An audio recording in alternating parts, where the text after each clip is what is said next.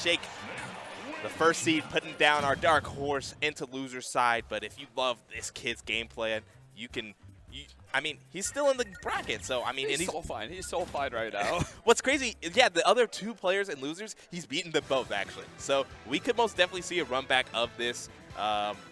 If, you know, Cool Kid keeps playing as hot as he's been. Statistically speaking, on the day, he should. But statistics only hold so much weight once we're in the top 4. It's all about matchup performance. It's not even just day of performance. It's minute-to-minute performance. You have to be absolutely bringing your max as you go. A lot of good discussion going on there between the two of them. I think there's a lot to break down, and that's such a great opportunity for Cool Kid to have, just talking head-on-head with Apollo Kage. Yeah, directly about, like, not even VOD reviewing. This is legitimately a game just happened. Yeah, like being able to speak and play with the top 30 player right here, and you're like top 30 in the world is very good stuff. I mean, Cool Kid, to honestly make it that far shows that he has really the chops to be up there someday. Yeah, it's some great stuff. I mean, kind of a really nice thing always about seeing like high school collegiate brackets is that a lot of these players are going to have a long, long career ahead of them from here. So Cool Kid has just made a huge spot on the radar, and he's still in the bracket from this point on. Apollo Kage obviously still moving on into grand finals in a really, really comfortable spot and just looking like the juggernaut that he really always is. Yeah, so moving on to our next set, like I mentioned, these two were both players that were actually put into losers by Cool Kid. Deathspade on one side versus ATATA. So the 2 and 3 seed respectively of this tournament. ATATA, like I said, he's been playing pretty hot through losers, really been carving his path. He wants that bid to fight AK, as he knows if he could get there, he has a chance at taking this entire bracket. While obviously Deathspade, you could say the same thing. Both of those players have a pretty decent record against AK, regardless of, like, you know, the gap that may be. Yeah, ironically, there's actually two players that really, really love to fight AK. I mean, we don't even have to talk on Deathspade's love for a match against Apollo Kage. And ATATA actually right now, I believe he's got a 5-5 historic record with Apollo Kage, which is huge. And I think the last 3, he actually eked out that victory in the head-to-head. A lot has changed for all of these players, especially in the last year, though. So again, this is one where the statistics only do so much to blaze the trail ahead of us and anticipating what we're going to be seeing, because they're grinders. Like, Deathspade has gone to every single tournament they can possibly manage, and the same absolutely can be said for Apollo Kage. Like, they've gone into the basically national travel, anything that can find them all the way across the country to a big event to find some fights against bigger names, and you can see them just keep climbing on rankings. It's been insane to watch real time. ATATA on the other side has Lawrence. He's a legacy name. He's been one of the best players in the Midwest for well deep into Smash 4 era, and he just keeps doing it. Even if you don't see him popping up on top 8 brackets as much, he's still out there online. He's grinding so hard. He maintains that skill that he's had. And if you forget about him for a second, if you underestimate him, you see him come out here, and he just puts down the sauce every time. He's one of the most fun players to watch in this entire game.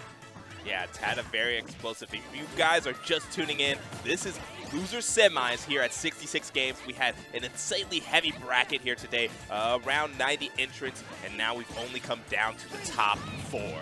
Oh, a big catch with this IB. Another one going out again. And we've already seen ATATA doing a great job using up B to keep following his opponents. He's using that lock and Snakes, and Snake is very relevant in this bracket.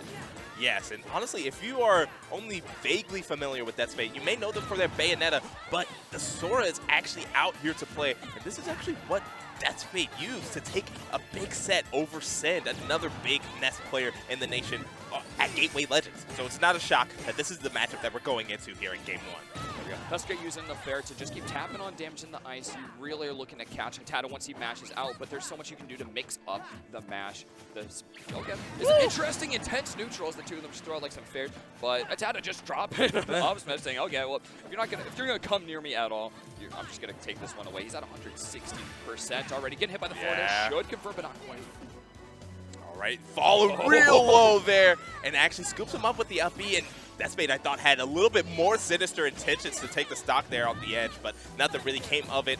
The ledge trap scenario, but the magnet actually opens up the offense for ATATA.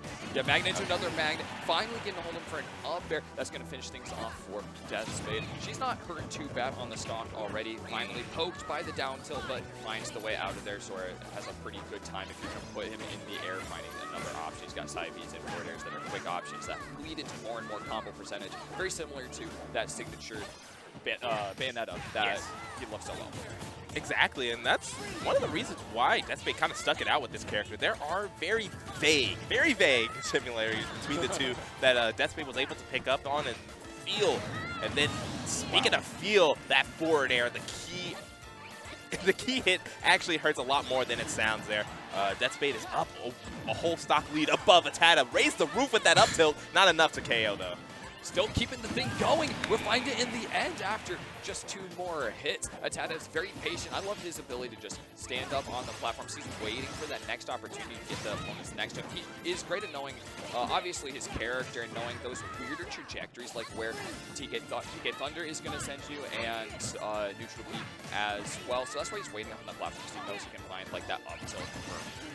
Yeah, it's very nice. And obviously, you see Deathspade jockeying for position here. Just needs that one advantage state when, honestly, both players have an explosive advantage state that they could really use to bruise the other player here at this last stock scenario. Oh, yep. A nice use of the magnet to get over Deathspade and to a different angle.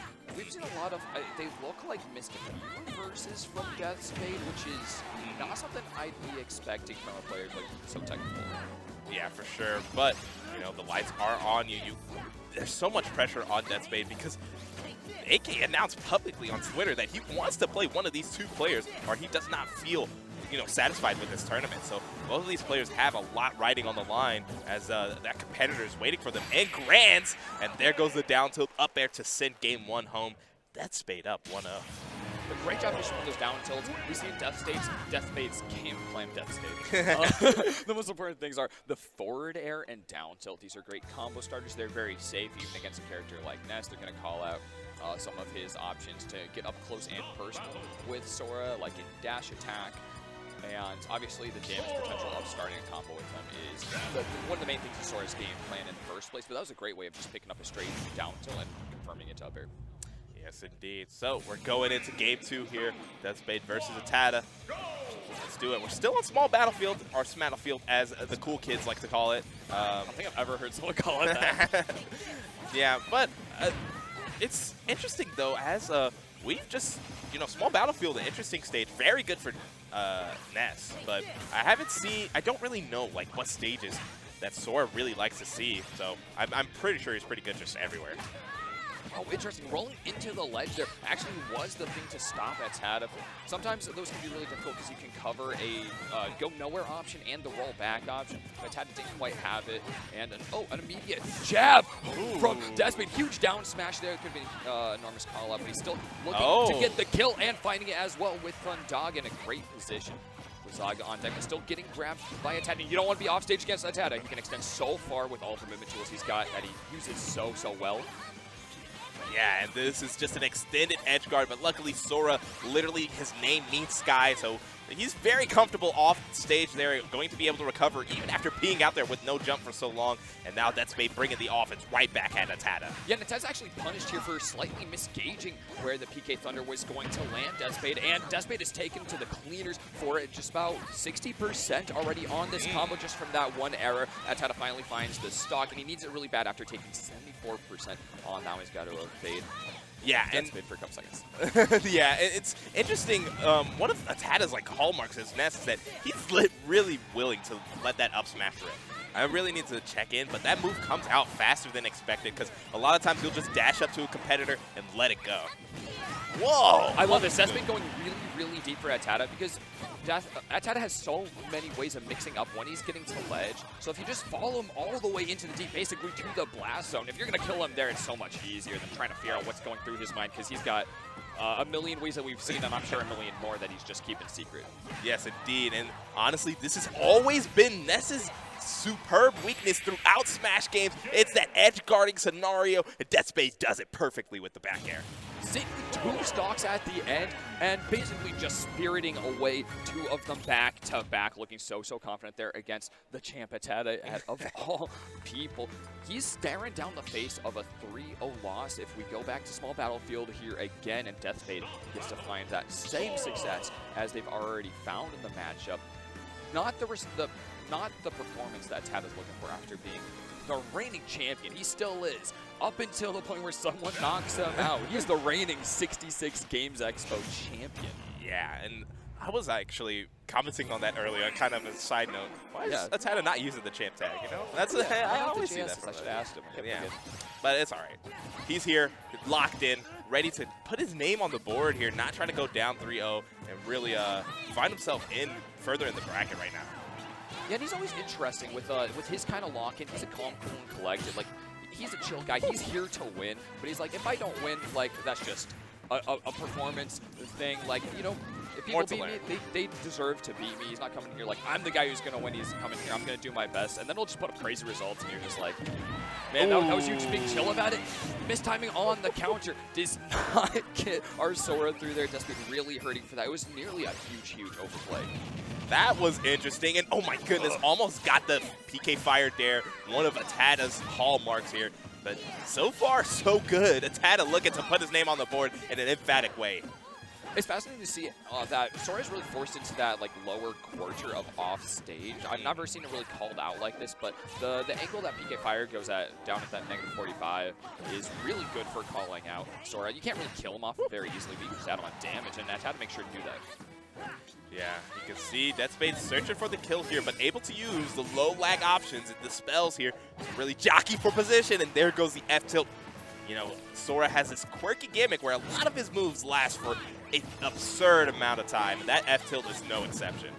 Uh-oh, that's a huge setup for ATATA. He's going to have to keep throwing out PK Fires, looking for the additional damage. Not quite enough range to hit Deathspade here, but he keeps the pressure up. Going deep with the PK Fires, or PK Lightnings, but it's so hard for him to find it. He did mess up an air dodge to ledge earlier for that last stock, something really uncommon to see from him. Yeah, there goes the back throw. Servant stocks up on a silver platter, sits 19.99, and ATATA looking to put the stock away with our boy Ness, who has been doing it for the longest. Up on that platform, but quick drop with the forward air gets things started, but he's not going to hold on to the combo. Deathspade is doing great at finding early combo breakers, and incidentally, it's also his combo starters as well. Forward air. That is the signature ATATA. Finally finds what he's been looking for in several encounters so far. PK Fire just like you said, silver platter on which to serve up Deathspade. Yeah, and that's a good one. ATATA seems locked in. After that game, he's like, oh, I was able to make the god bleed. It seems that I could go even further and take an entire victory. But Deathspade, you know, has been in bad spots before. Is not going to let this one go without, you know, a response of any sort. Yeah, I gotta say, ATATA is definitely one of those players that has that level up on loser's side. You can never count ATATA out. Like, he has the iron and resolve mental. I've never seen it broken. I've barely seen him phased by losses. He's just real. Okay, we'll right back. We'll get next time. Yes, indeed. So, I think we're running the whole set here on Battlefield. Really a nice change of pace. You know, one of the stages that is kind of underlooked by some players, as it's a very fun stage to have, you know, high-octane gameplay, as you can see here. Yeah, and it's definitely, I think it might kind of err in the favor of ATATA overall through that map banning process. He wants to be as close as possible because you look at the spells, they cover so much ground. They do a lot to keep ATATA away from Deathspade. And it's constantly ATATA who's having to close the distance. Like, his projectiles just don't play as much of the game for him. He can't use it through a lot of these processes that these two get into in this matchup. Oh, what an empty hop grab there from ATATA. See, he's already inputting the mix, and Deathspade has just kind of been on the sour end of an offensive flurry from ATATA here. I take it back. Projectiles play the game in a different role. Yeah. I see the PK Lightning come out after I said that. I'm like, I'm so wrong. That's been like half of this game. And we were spending a lot of time watching the ledge for each other, not a lot in the center of the stage, which would make the bigger stages really obnoxious and slowing down play. Oh, yeah, you see there, Deathspade tried to get that 2-frame with the F-tilt, but gets a jab. Okay. Fair into the up-B. A nice little 1-2 Rekka mix-up there from Deathspade. Trying things off with the up air. 3 in a row. Still some resources left, but Oh, the energy isn't going to quite land. We're dropping some fires off the edge. Just bomb and try and root out Deathspade. This one lands with no tech. Woo! This is a great opportunity, but ATATA doesn't quite land it. Frozen out by Lizaga. And here's a grab from just the edge of grab range from Deathspade. Another one of these, it must be calling out like a tech roll from the air. That must be why Deathspade's doing this. Yes. Maybe ATATA will do something once, and they'll show us if he calls it out. Yeah. Oh, and that Saibi immediately out of hit stun caught ATATA off guard. And honestly, Deathspade faces the wrong way for that grab to connect. Now things are looking a bit in a scramble as both players are sitting up near 100%. This grab not going to take it out, but the next one most definitely will. Definitely an enormous parry to be working with. It looked like something that ATATA specifically fishing for, as Deathspade kind of overextended the anti-air on the yo-yo. Seals the lead on the stock for ATATA, going really, really low once again. He's got some gas in the tank with the jump. He's got to use the bunk to get back, and that is a lot easier to anticipate for Deathspade.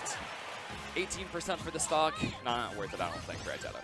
Yeah, that was, like I said, perfect. You know, the counter on Sora, very good, because not only does it reflect back that hitbox on the recovery, it stops it entirely, so don't even have to worry about the PK Thunder 2 cheese off the stage. Grabs have been really big for Deathspade, so we have seen her put out a few of those. Looking for another one just out of neutral. It's not going to quite land. Back to the stage with an air dodge, but doesn't get to stay there for long. ATATA finds the stage now. Yeah, Sora putting on the combo and the pressure here, but honestly, two are going tit for tat in terms of percent. That PK Fire almost cooked up Deathspade, but that's an errant get-up attack. Uh-oh, Treasure, we could be seeing the conclusion of this game here. Okay, that's exactly what Deathspade needed to clear the ledge, but still back into the 50-50s. Winning it out, finding the up smash, and it just barely leaves ATATA hanging on. Both players at 111, and Deathspade finishes things out with a couple more